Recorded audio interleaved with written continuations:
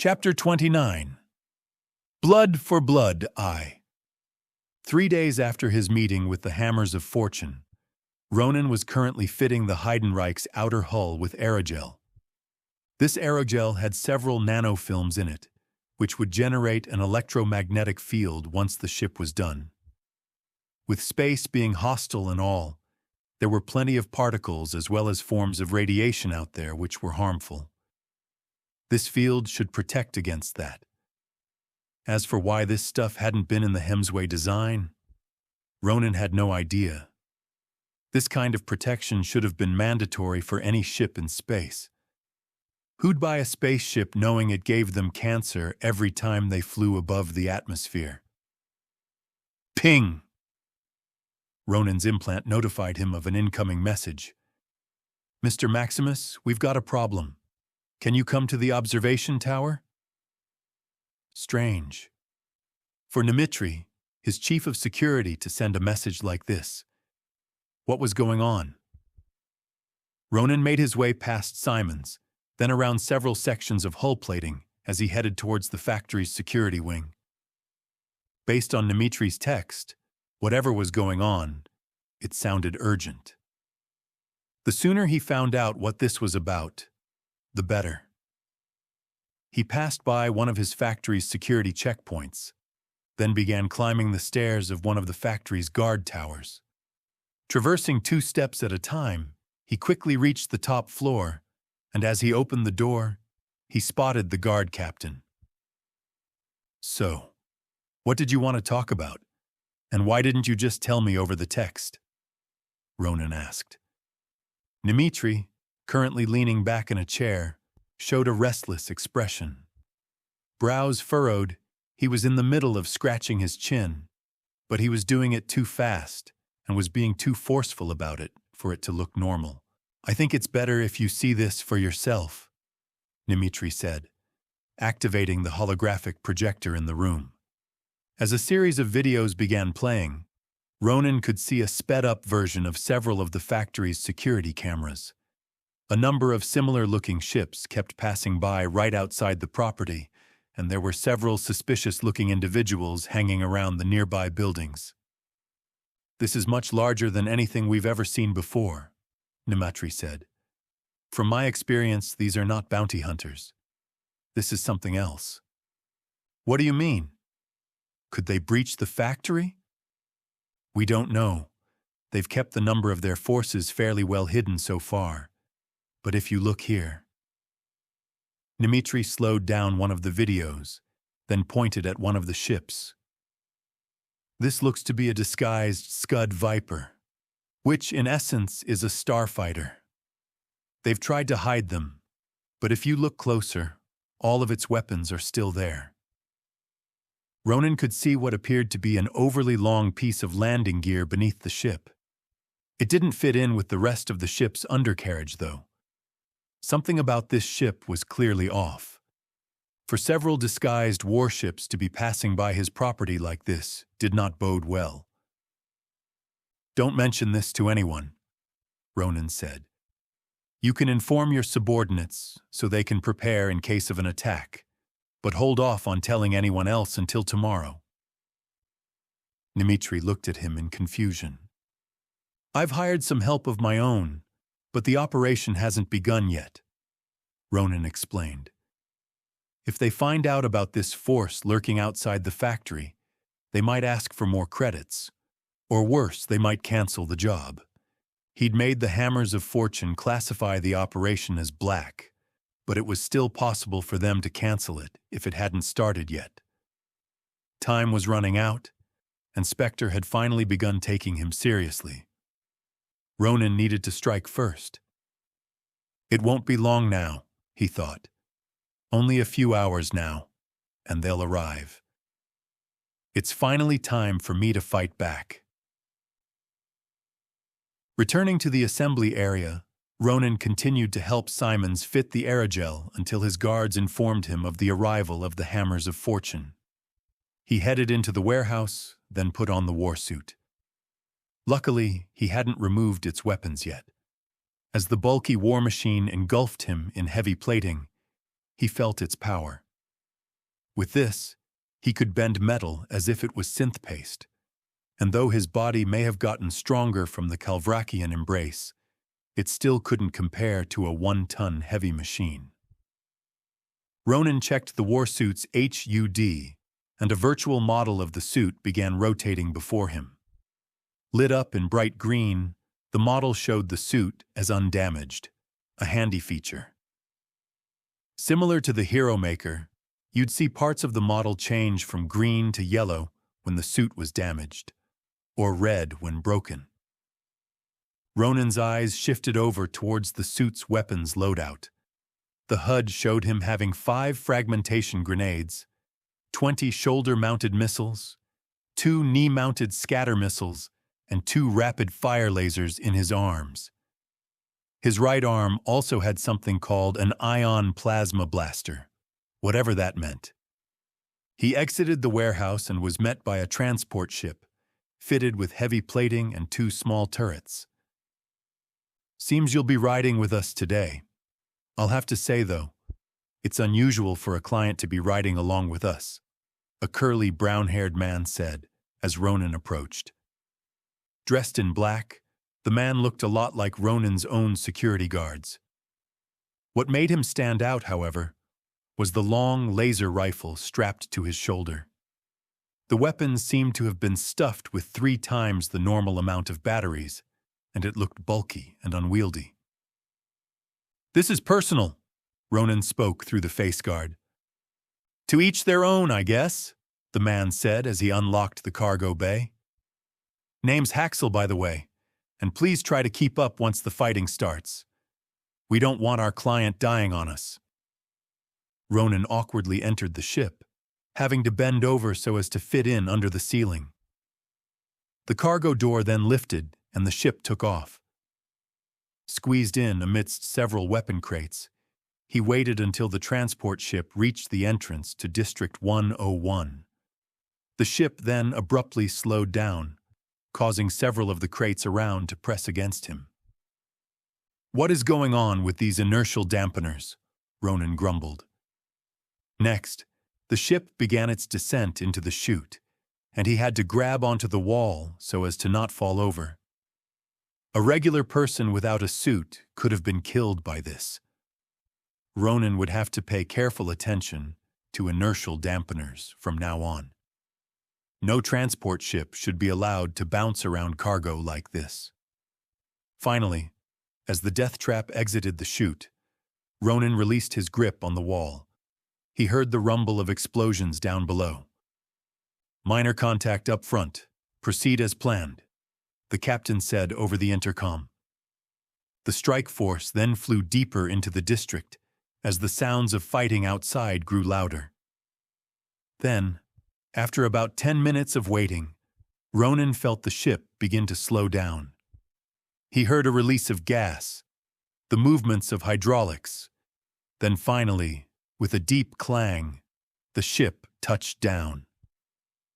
He rose up, walked over to the opening cargo door, then descended down the ramp. After clearing out the guard station, we're only left with some minor skirmishes on this side. "We're pretty much ready to go," Haxel shouted as he ran up beside him. Ronin gave the man a firm nod. The secret tunnel leading into Spectre's territory was right before them. He could still see laser beams light up the surrounding fog, though, and from the loud pops sounding out, several people were still firing projectile weapons. "The tunnel, is it secure?" Ronin asked. "Yup. All that's left to do is to move on through. We'll have to leave some ships behind, though. There's no way they'll all fit through that gap." Haxel looked Ronin up and down before chuckling. "If you were any bigger, you probably wouldn't fit in either." "Yeah," Ronin said. "See you on the other side." He then jogged into the tunnel. He had to move quickly while they still had the element of surprise. This operation could cost up to 20 million credits, and there was no way he was going to let Spectre escape.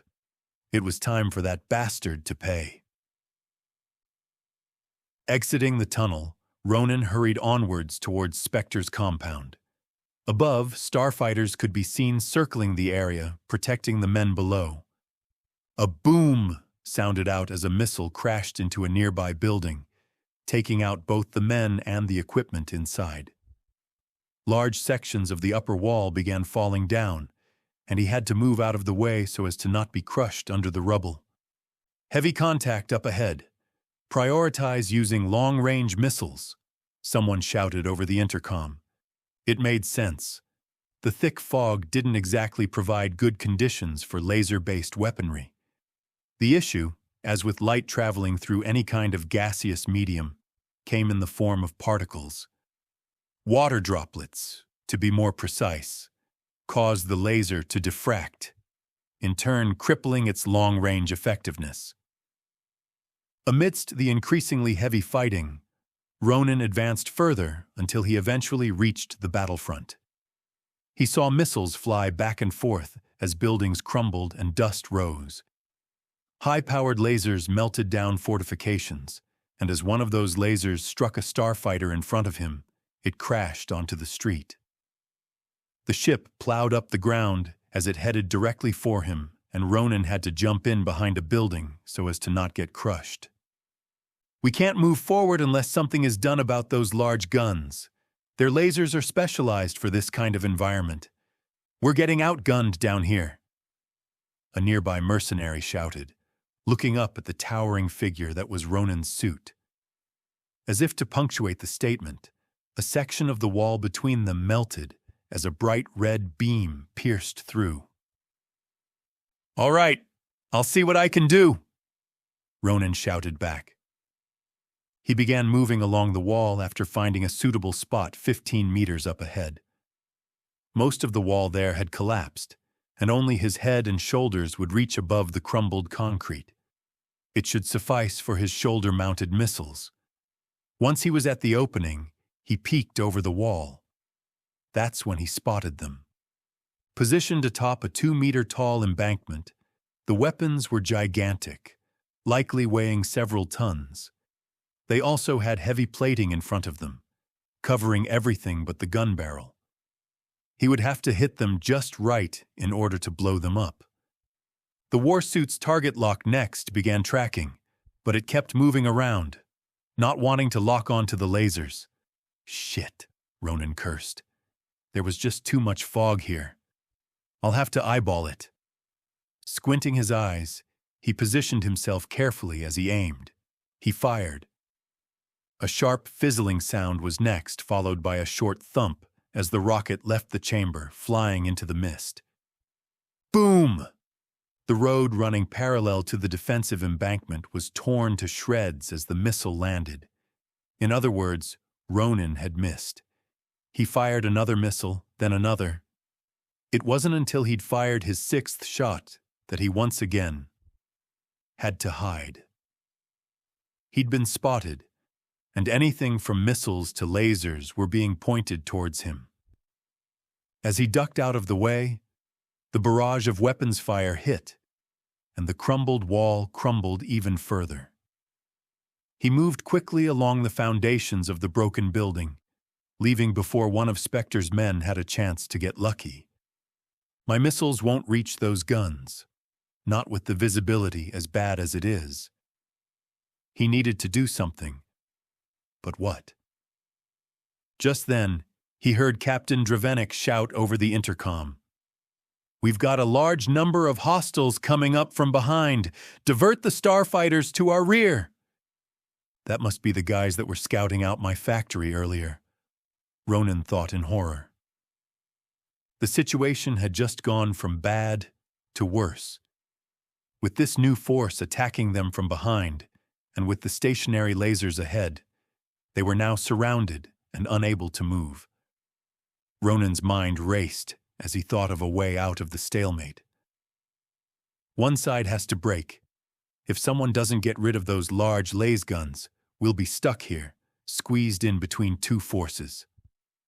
Just sitting here, waiting to be rescued, sounded less and less appealing the more he thought about it, especially now, with the air support gone. There had to be a way out of this. They're just... Then it struck him. His war suit.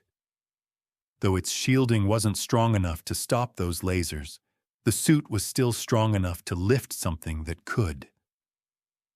Ronin did a quick surface-level scan of his surroundings. There. A large broken pillar lay about 30 meters away from him. He should be able to pick that up, maybe?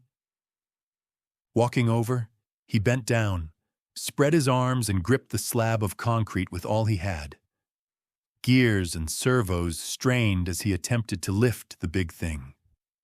Come on, big boy, you're not that heavy, are you? The pillar was barely off the ground before he had to shift his position so as to not fall over. This lift would not be easy, but it was possible. Slowly but surely, the broken pillar rose. Void, damn it! We're losing cover! We need those lasers gone, now! Someone close by roared over the gunfire. The sensors within the warsuit began cracking as Ronin pushed the machine beyond its limits, adding his own strength into the mix. Then, with a force of will, he brought the broken pillar into position as he shouted out, "Prepare to storm the hill! I will clear you guys a path!" He began moving, and heavy thumps rang out along each step the warsuit made. Exiting cover, Ronin picked up speed as red lights flashed past his vision. Thump, thump, thump, thump. A missile crashed into the ground ahead of him, detonating. Pieces of concrete and metal erupted out, colliding with the broken pillar. But he barely felt it. As he got closer, some of the enemy combatants began shouting out frantically, and the stationary lasers began turning. The gigantic guns were now directly pointed towards him. Vroom! The lasers began to melt the pillar. But he was close now. Reaching the embankment's upwards incline, with a quick step, Ronin maneuvered the suit further under the pillar, allowing for more servos to work. It gave the warsuit the little extra power it needed, and with a final push, he, along with the half-melted pillar, flew over the embankment, taking several of Spectre's men along with them in the fall. Chapter 30. Blood for Blood 2. Ronin and the pillar flew over the embankment, only to be met by a 4-meter abrupt drop right after. In order to give themselves more cover, Spectre's men had apparently dug themselves an entrenchment at the other side of the hill. It's a good idea, but did they really have to dig it so deep? Ronin internally sighed as plumes of dust puffed up all around him. As he shook himself, waiting for the dust to clear, he glanced down. The 3 men he'd taken along with him in the fall lay there, under the pillar. The parts of the men not already crushed by the massive slab had either burned or melted from its resulting molten sludge. There wasn't much left of them. Some partially bionic limbs, a couple of organic parts. Many of their tattoos were still visible, though. The tattoos depicted gang affiliations as well as, well, various conquests, so to speak. It was one thing to commit a murder, but to tattoo the act onto one's own body after? Now that was something else. It didn't matter now anyways. There would be no new tattoos for these guys. As the dust cleared, Ronin turned his gaze upwards. He could see the large, stationary laser guns on top of the embankment behind him. They weren't far. Fortunately, none of them had been turned towards the trench yet. He looked from one side of the dugout passage to the other and saw more guards emerging. Well, that certainly wasn't good. As the men began to notice him, they started to shout and gesture. They would probably begin raising their weapons soon. They would begin firing. "I didn't come here to fight in some trench," Ronin cursed. And as the guards came closer, he threw a couple of grenades at them, hoping to slow them down. He came here to take out their laser-based artillery, not to fight some random gangsters. And on that note, He grabbed onto the edge of the trench, then pulled himself up as he headed towards the nearest gun available. With the artillery only being a few steps away, it did not take him long to reach it. A man, looking almost delirious as he fired round after round, was currently operating the gun. Ronin reached out a hand and grabbed him. "Hey, what are you?" Before the man had a chance to finish, with a firm grip, Ronin yanked him out of his seat, then threw him aside. He'd made sure to angle the man towards the concrete pillar below, and shortly after, he was rewarded with a sickening crack as the man's back snapped against the pillar's composite edge. With that minor inconvenience out of the way, Ronin took hold of the large stationary gun, then tried to move it. Loud shrieks of metal grinding against metal rang out as he slowly began turning the weapon. Apparently, these stationary guns weren't supposed to be moved like this. It didn't matter. His war suit was more than strong enough to line up a shot, regardless of whether the laser gun wanted to or not. His HUD flickered. Shield stability at 61%. He was taking fire. With little time to spare, Ronin aimed the massive gun towards the other stationary lasers, then pressed the trigger. A hot beam of light shot out, and the entire left side of the embankment flared up in a blaze of destruction. Shield stability at 10%. As Ronin turned to see who'd been shooting at him, time slowed down. Everything around him began to move in slow motion, and the surrounding sound stretched as it dropped in pitch. What could cause the near-death sight to activate while I'm in the middle of a war suit? The trail of flames left behind from the shot he'd just fired flickered back and forth in mesmerizing detail. It was almost as if the flames were dancing, and among them, Ronin saw melted metal. A lot of melted metal. That one shot must have taken out at least half of the enemy's artillery, he thought in shock. Ronin shifted his gaze towards the trench below. There were more guards there now, looking at him with fear and anger in their eyes. Each of them held a weapon. Each of them were at a different stage of launching an attack. One of those guards held something large upon his shoulders. It was smoking. That meant he'd already fired something. Ronin felt an ominous tingle at the back of his neck. That weapon was pointed directly towards him. What had that man shot out just now? As he traced the path the shot would have taken, he saw it. Just there, 2 meters away from him, was a large missile. Moving in quickly, the missile was too close to dodge. Ronin needed a solution, and he needed it now. Well, shit. I might as well try, he thought. Moving as fast as the power armor would allow, Ronin reached out his hand and caught the missile. Before it had the chance to detonate, he quickly moved his wrist, changing its path before releasing it again. Boom! Shield compromised. Though he'd gotten the missile to fly past his shoulder, the damn thing had gone off too early. The warsuit's HUD showed minor damages to servos and armor plating, lighting up as yellow in several spots.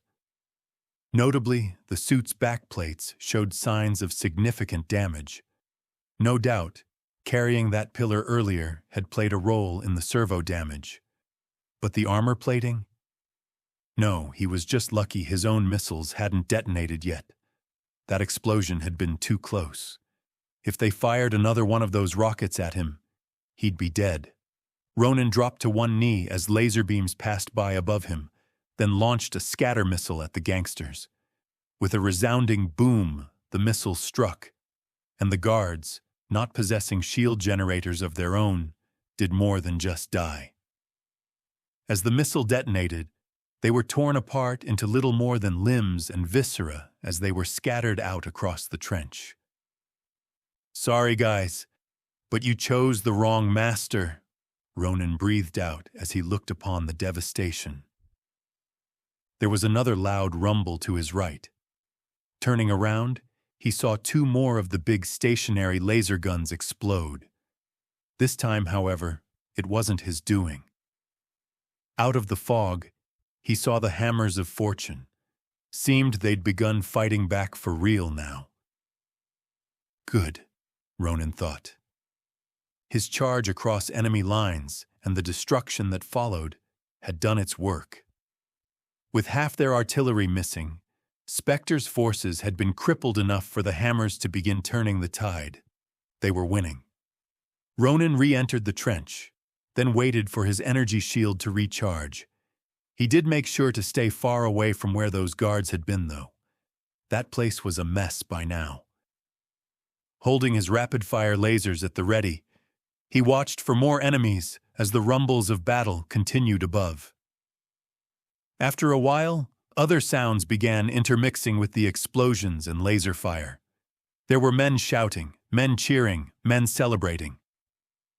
Eventually, a few figures wearing the black clothes of the Hammers of Fortune appeared over the embankment. Ronin spotted Haxel amongst them. "There, it's the madman. You really saved our hides back there." One of the men laughed. "When you began running with that pillar, I almost started thinking someone was playing a joke on us. But to think you actually did it." Another to the side said, his face flushed with excitement. Ronin chuckled in response.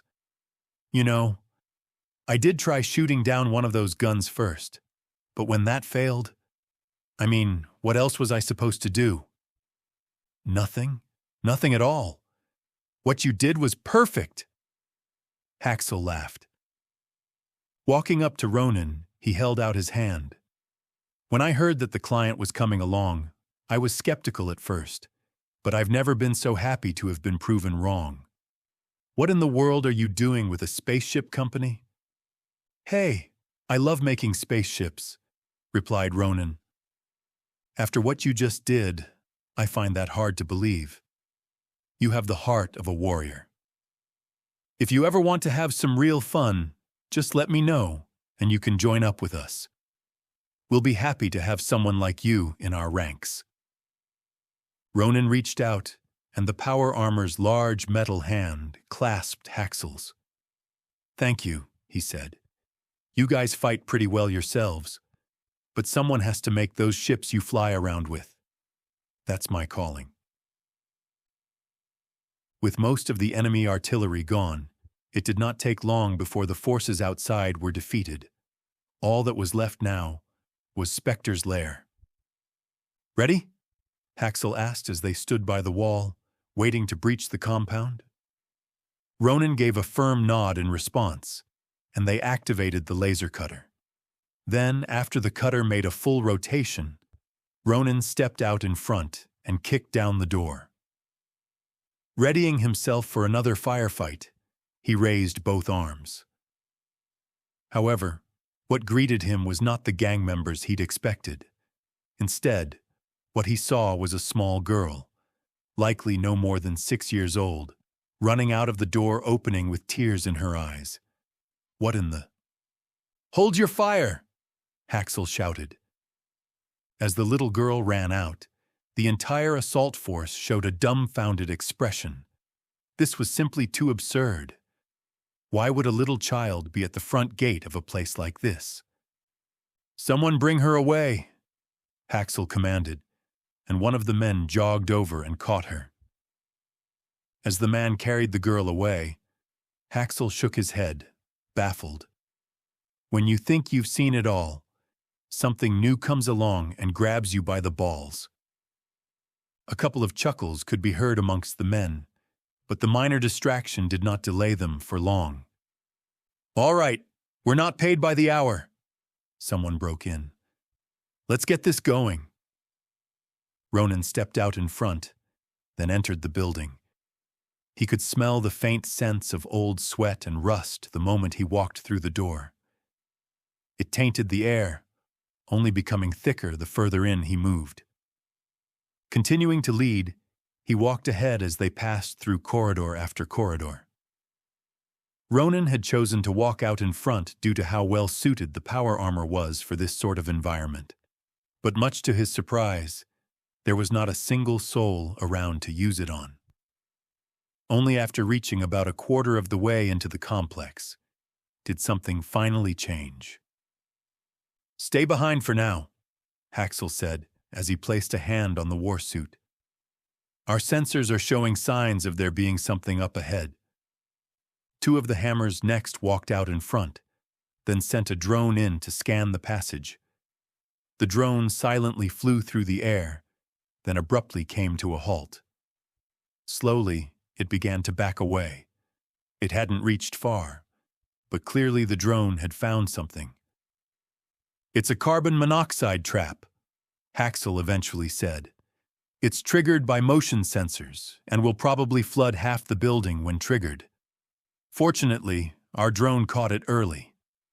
Ronin, in spite of his improved senses, hadn't noticed it at all. If the hammers hadn't spotted this trap, the colorless, odorless gas could have killed everyone here besides him, and they would have been none the wiser. A little more shakily, they moved on, encountering more traps along the way. There was a high-grade explosive strapped to the wall in one passage, an automatic turret installed onto the ceiling in another. But that was only the beginning. Tripwires began showing up, triggering who knows what, and EMP mines started showing up under the floor tiles.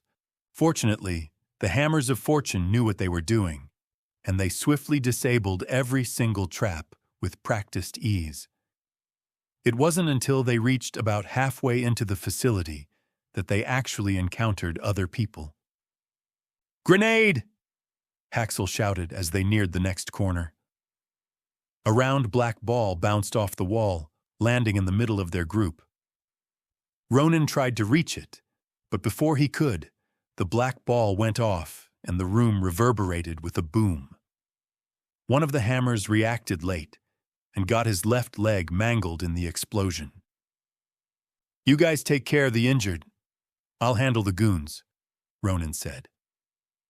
With his energy shield back up to 100%, a grenade or two wasn't an issue. He walked up and around the corner, but he saw nothing of Spectre's men. He did see a tiny hole in the ceiling, though. Faint whispers sounded out from the tiny hole as another black ball was thrown out of it. He swiftly kicked away the small explosive. How in the world was he supposed to deal with this? My missiles won't fit. My grenades could get thrown back out, but didn't he have that one thing? The ion plasma blaster? It couldn't hurt to blast some plasma into the opening, right? He readied the weapon as the gears and servos along his right arm began moving. Armor plating slid to the side, making way, and something akin to a long tube rose up along his arm. After the weapon was primed, he stuck it into the tiny hole, activating it. Blue bars began lighting up along the tube, and he smelled a strong metallic scent of ozone. But that was it. Nothing more happened. By the time Ronin was halfway into a frown, however, something changed. As the last blue bar along the weapon was filled, he felt a sudden jolt to his arm, and a loud sonic boom akin to thunder rang out. A thick lightning bolt next burst out from the weapon as it instantly filled the hidden compartment above. And by the loud screams emanating from the room, he could literally hear the white bolt reach out, spreading its dendritic tendrils around. He'd at least hit something, but was it enough? Just to make sure, Ronin stuffed one of his 3 remaining frag grenades into the hole as well. That should do the job, he thought as he heard the grenade go off. The injured member of the Hammers was next given first aid before being helped back out of the building as Ronin, along with the rest of the vanguard, continued on. "Just where did you find that armor?" Haxel asked. He was not alone in his enthusiasm. "Well, actually, the government gave it to me," Ronin replied vaguely. "They really give out power armors like that?" "I doubt it," Ronin said. "At least not normally. In my case, they gave it to me as a means of apology. But how often does a government do that? That's a shame, replied Haxel. If Bargus had had armor like yours, he'd still have a leg to walk on. Many in the vanguard nodded in agreement, and a solemn air fell upon the group. Heading further into Spectre's lair, they encountered more guards, but with Ronin eagerly using the ion plasma blaster every chance he got, they made swift progress. Now that they knew there were people hiding in the ceiling, they wouldn't be taken by surprise again. Then, after finishing clearing out the traps from yet another corridor, they arrived in front of a huge circular door. The rusty thing was distinct from any of the other doors they'd come across, and it was more than just its shape that was different. It felt older. Bringing out the laser cutter, they began to slowly melt it open. The rusty door must have been over a meter thick with how much the cutter struggled. Eventually, though, they managed to cut out a section, and on cue, Ronin walked up and began pushing. The section of the door next fell inwards with a loud metallic clang, and they were greeted by an expansive dark room. As their eyes adjusted to the dark, they could see innumerable silhouettes of skeletal remains. The bones were everywhere. Stacked up upon each other, they formed mounds and ridges several men tall. Ronin's golden eyes, being uniquely suited for this sort of environment, saw more. The skeletal remains still had skin. It was just so closely bound to the bones beneath. The remains looked as if they had no skin at all. It was almost as if something had drained all the remaining fluid out of these. Humans. These are all the remains of human beings, he realized. Stacked up along the walls, there had to have been thousands of people who died here. Just how had they died? What could have done this? That's when the smell hit. Not the stench of death, but a sharp scent of sweat so strong, Ronin almost buckled over barfing. But he hadn't been called the Defiler for nothing. After what he went through at the Happy Pearl restaurant, his nose could practically handle anything at this point. The same could not be said for the Hammers of Fortune, though. As the men began vomiting, Ronin shifted his gaze upwards. Above it all was a gallery housing nothing but a single chair. On it sat a gaunt man. Despite sitting down, it was evident that the man was tall. His face was pale and he wore a restless expression as he looked down upon them.